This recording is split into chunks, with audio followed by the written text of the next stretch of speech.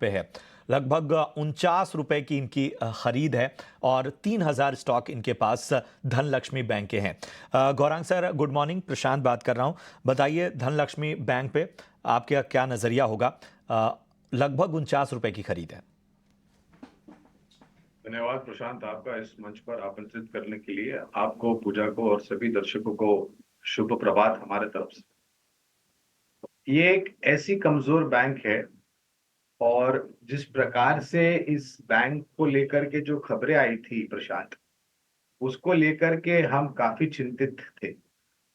बुनियादी तर्क के आधार पर कोई कवरेज नहीं है धनलक्ष्मी बैंक पर, इसलिए विशेष रूप में यहाँ पर टिप्पणी नहीं कर पाऊंगा। लेकिन हमें निजी क्षेत्र में कुछ बैंक बहुत पसंद आती है। सरकारी बैंकों में भी कुछ ऐसी बैंक है जहां पर हमारी खरीद की राय है।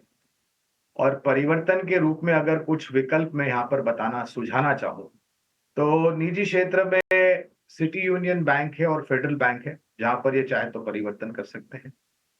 सरकारी बैंकों में सूची में पंजाब नेशनल बैंक है, जहां पर तीसरी तिमाही के आंकड़ों में बहुत बड़ा परिवर्तन हुआ है और अब ये परिवर्तन निरंतर आपको आगे वाले समय में आता हुआ दिखाई देगा।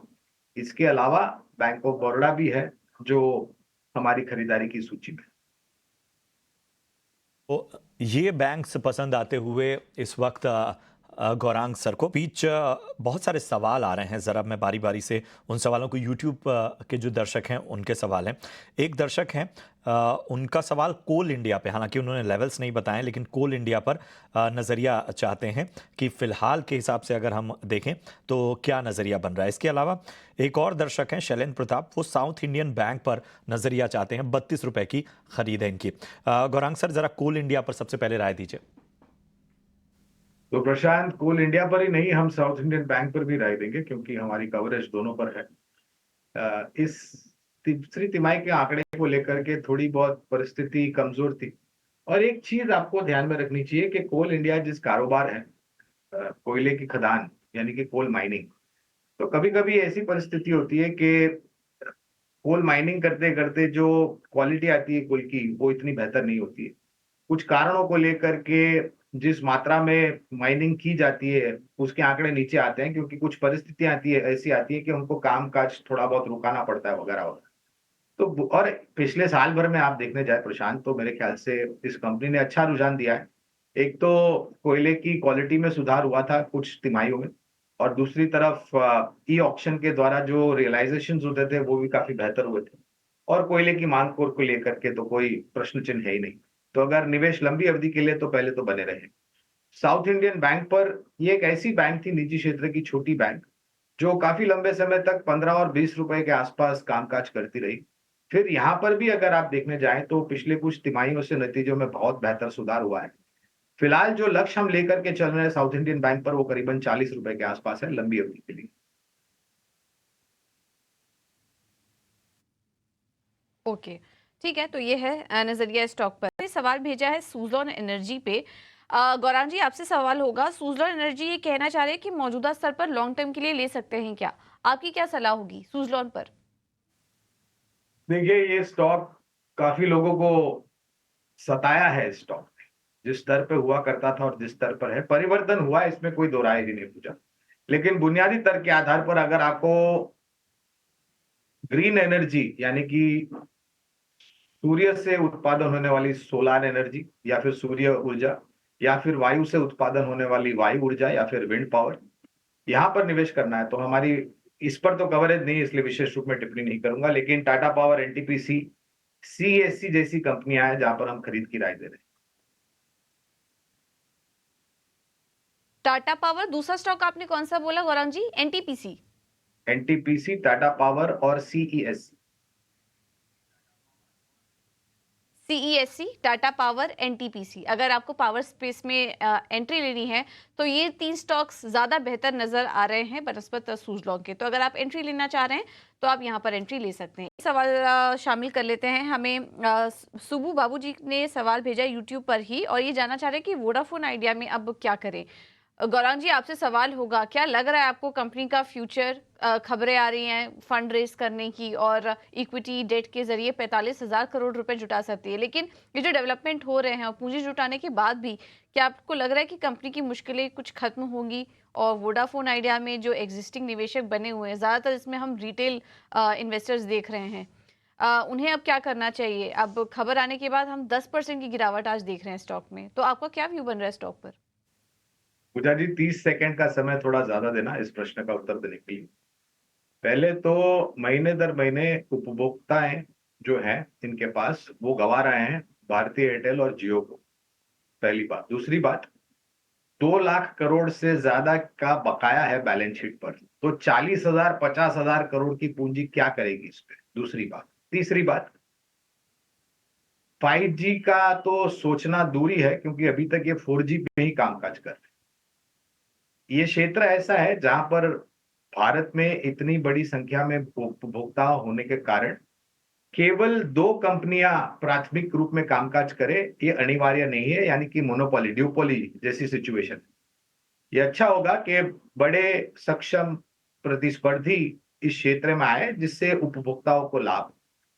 चौथी बात, ये क्षेत्र ऐसा है जहां पर निरंतर आपको पूंजी निवेश करनी पड़ती है अपग्रेड्स के लिए, सिस्टम्स के लिए और ट्रांजिशन के लिए, जैसे 2G to 3G, 3G to 4G, 4G to 5G और अब 6G की बात हुई। तो ऐसी परिस्थिति में इतनी कमजोर बैलेंस शीट, और ये बात नहीं है कि ये पहली बार हम पूंजी जुटाने की बात सुन रहे हैं। इतिहास में, बहुत ही नजदीक के इतिहास में अगर आप देखने जाए तो कई बार ऐसी बातें आई है। कोई कवरेज इस पर हमारी नहीं है, हम विशेष रूप में यहाँ पर टिप्पणी नहीं करेंगे। अगर मैं यहाँ पर विकल्प देना चाहूं तो रिलायंस इंडस्ट्रीज, क्योंकि जियो का कारोबार इसके बैलेंस शीट के तहत आता है, और भारतीय एयरटेल, ये दोनों पर ही हमारी कवरेज है। ठीक है, तो ये नज़रिया फिलहाल वोडाफोन आइडिया पर गौरांग सर का। और तमाम जो वोडाफोन आइडिया के फंड जुटाने को लेकर डिटेल्स हैं वो भी हमने आपके सामने शेयर की ग्राफिक्स के ज़रिए। आप उन जानकारियों को भी हासिल कर सकते हैं। चलिए बढ़ते हैं आगे और यूट्यूब से ही सवाल लेते हैं। इस बीच बड़ी खबर SJVN को भी लेकर आ रही है और SJVN पे ही सवाल हमारे एक दर्शक का है। खबर यह है कि गुजरात में 100 मेगावाट का सोलर पावर प्रोजेक्ट शुरू हुआ है SJVN का, और नवीन है हमारे एक दर्शक जिन्होंने SJVN पर सवाल पूछा है। 145 रुपये इनकी खरीद है SJVN पे, हालांकि इनका नज़रिया शॉर्ट टर्म का है। आयुष बताएं, SJVN कैसा लग रहा है आपको शॉर्ट टर्म नज़रिए से? 145 की खरीद है। एसजेवीएन की बात करें तो ये काफी टाइम से कंसोलिडेट ही कर रहा है, तकरीबन 125 से 115 की रेंज में। इसमें जो नीचे का सपोर्ट जोन बन गया था 115, अगर 115 ये स्टॉक ब्रेक कर देता है तो मुझे लगता है स्टॉक में एग्जिट कर देना चाहिए और वापस 100 रुपए के आसपास इसमें वापस ले ही जा सकती है। लेकिन ये स्टॉक अगर 128 129 के ऊपर निकल के ट्रेड करता है तो एक नई रैली इसमें चालू होगी जो स्टॉक को ऊपर की तरफ लेके जाएगी और जो 170 तक के आप में भी लेके जा सकते हैं। लेकिन 115 का स्ट्रिक्ट स्टॉप लॉस इसमें मेंटेन करना है। सवाल का आपका ये था कि लंबी अवधि के लिए आखिर शेयरों की पहचान कैसे करें। गौरांग सर, इस सवाल के साथ मैं आपके पास आना चाहूँगा। भजन लाल जी जानना चाहते हैं कि लंबी अवधि का अगर नज़रिया है तो जो शेयर हैं उनकी पहचान कैसे की जाए? शान जी, इस प्रश्न का उत्तर देने से पहले जो पहला प्रश्न था उसका स्पष्टीकरण देना चाहूंगा कि अगर आप NRI हैं और अगर आप NRI अकाउंट खोलते हैं तो मेरे ख्याल से वहां पर आधिकारिक तौर पर कुछ पाबंदियां हैं।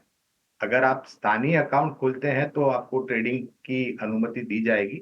मेरे ख्याल से NRI अकाउंट में इंट्राडे ट्रेडिंग पर पाबंदी है। ये स्पष्टीकरण आप भी जरा देख लीजिएगा ताकि भजनलाल जी को थोड़ी बहुत और सहूलियत हो समझने के लिए।